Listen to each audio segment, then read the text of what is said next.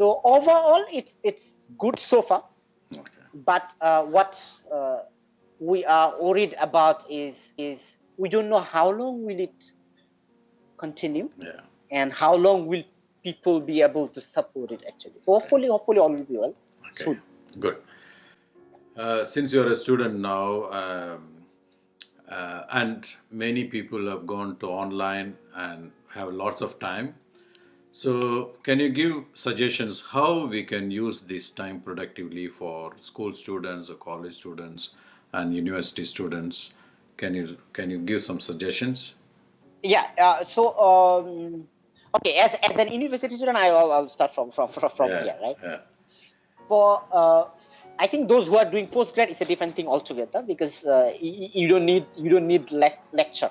yeah. Because if you are doing research based, you can just go online, find the research materials, and then study by yourself.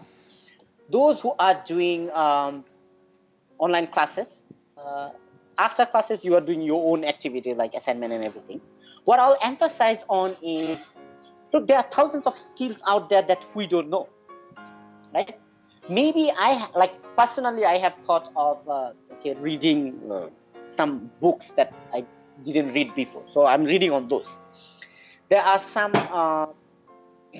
I have also volunteered myself in one of the online class, Facebook live class for the students in Bangladesh, right? Because those students can't go to college. So as I know the subject, right? I'm teaching IT to them. But as I know the subject, so there is one way for me to contribute there.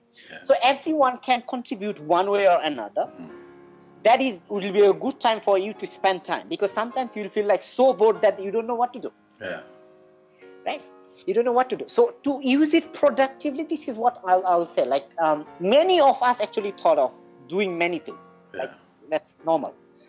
Maybe we couldn't do it right now. We have time, so let's just take it regularly, maybe an hour a day, for example, right? Or 2 hours a day. It depends on how you want to move forward. Yeah.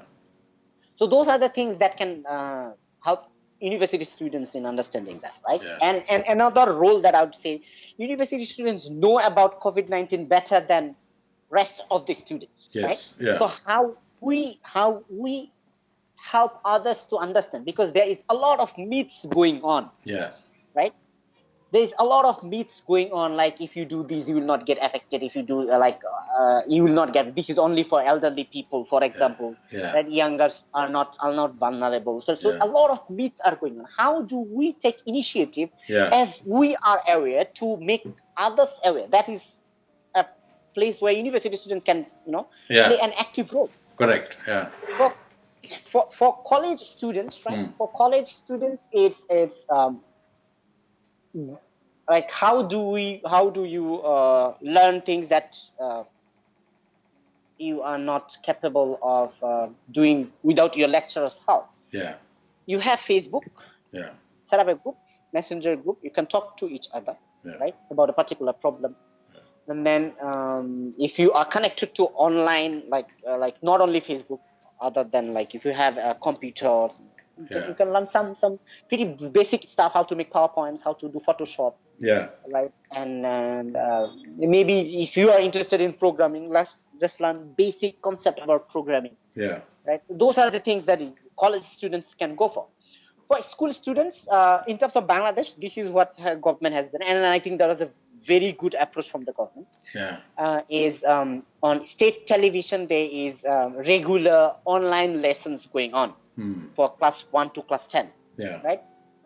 So you can go and read, listen to those lectures given on the television. Yeah. And besides that, if you find art as a thing for you, you are interested in drawing art, doing art, then go ahead.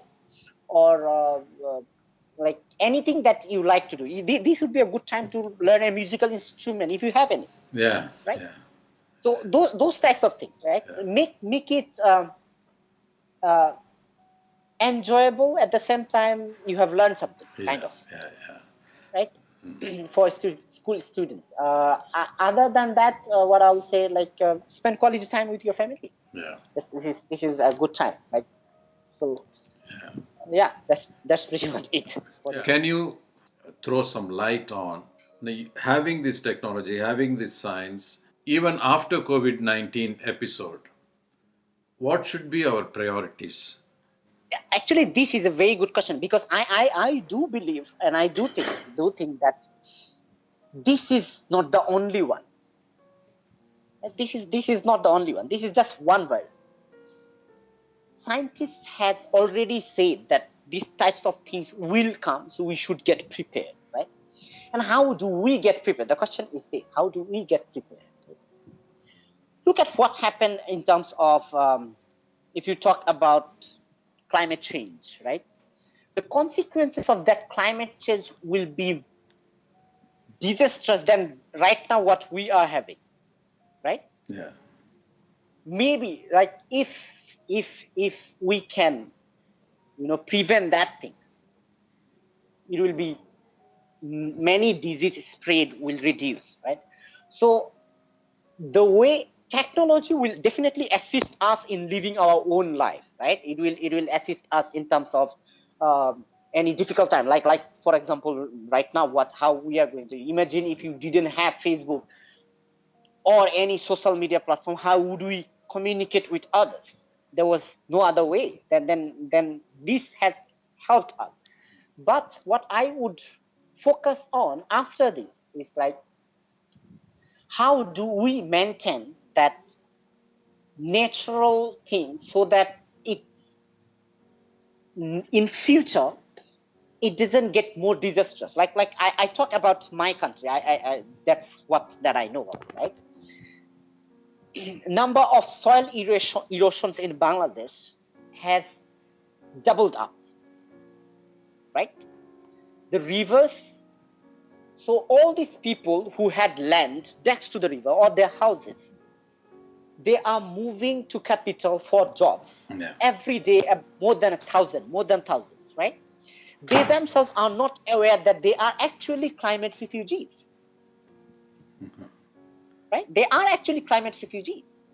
So how do we as a nation or as an individual or as part of civil society, how do we protect that, right? I think main thing is our consumption is too much. It's too much, and there are, in many cases, there is unnecessary consumptions, right? Number of food waste is like so much that we can even feed with this food waste to millions of people, right? So this is a time to reflect, right? Yeah. Like, look, there is a limited number of resources, right? And how do we maintain these resources to live longer, to live a healthier life, right? By respecting the nature. Let's not just, think of, like, this is what I need and I will get it. Yeah. Think, can you reduce that consumption so that actually your next generation or you yourself can live a healthier life, right? So this is the question. And another thing, right? Of course, I think many of us are in social media, that you have seen that picture, right? That imagine how those animals feel who are in zoo. Yeah. I have stayed here for, this is my what? I think 19th day of my quarantine. How do I feel? How do you feel? Right? How do you feel? Yeah, as if I am, chained to these things. I can't go out. Yeah. Right? I can't go to my favorite tea shop to have tea. Yeah. I can't go and meet my friends that are not here, or that are not in my house. Yeah. Right? So imagine how do those animals feel? Because you have just, for our entertainment purpose, this is just purely entertainment purpose, nothing else. Yeah. We are not doing any studies in the zoo. Yeah. Right? It's not. If it is a safari, it's a different thing altogether. Like, so I think this is a time for human to reflect. Yeah. Right? Reflect, like, this world is not just for human species. There are millions of species, and indeed, I was just reading my newspaper in Cox's Bazar. Cox's Bazar is the sea beach of my country, right? The largest natural sea beach. in the world. So we have never seen dolphin in that, like next to that sea beach, like in decades, right? Government has shut it down, and the dolphins is actually moving around. Okay. So what I'm trying to say is this: look, nature will have its own course, right? If we don't take care of it, then we will be the one who will be in trouble, Okay. right? Yeah. Because nature will find a way to maintain it, Correct. right? Yeah. To maintain it. Like right now, if number of people get a lot, the number of disaster will get high. Even it already got high. It already Yeah. got high. The number of disasters in everywhere. You talk about carbon emissions. All these things is really high. Yeah. So how do we maintain it? It should be not only for civil society, even the government, because uh, governments previously were thinking this is far away. This is not in like in 10 years down, because of course the drastic consequence will not be in 10 years down. It might be in 30 years down, 40 years down, but the consequence will be drastic. So this COVID-19 itself is a lesson. Like, we have taken measures very late for COVID-19. You talk every country in the world, right? None of the country took it seriously. Like I have, as far as I read, right, from my understanding, none of the countries. You talk about US, UK, none of the countries, right?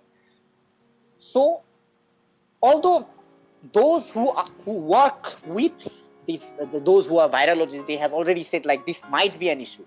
Bill Gates did a TED talk which went viral, right now, that he did it in 2015. He already said like we are not ready for the pandemic, right?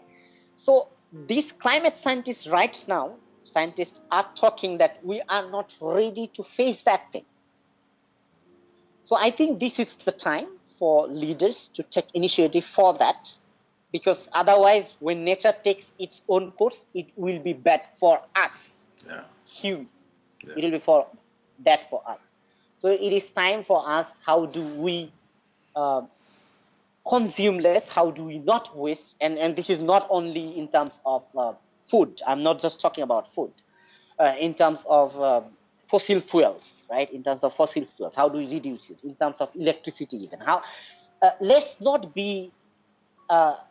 We will have to move out from that consumption-based mentality. That I know that economy actually depend on that a lot. I'm not telling to change it overnight, over the time, but we should seriously think about that we should limit our consumptions, because the resources is limited.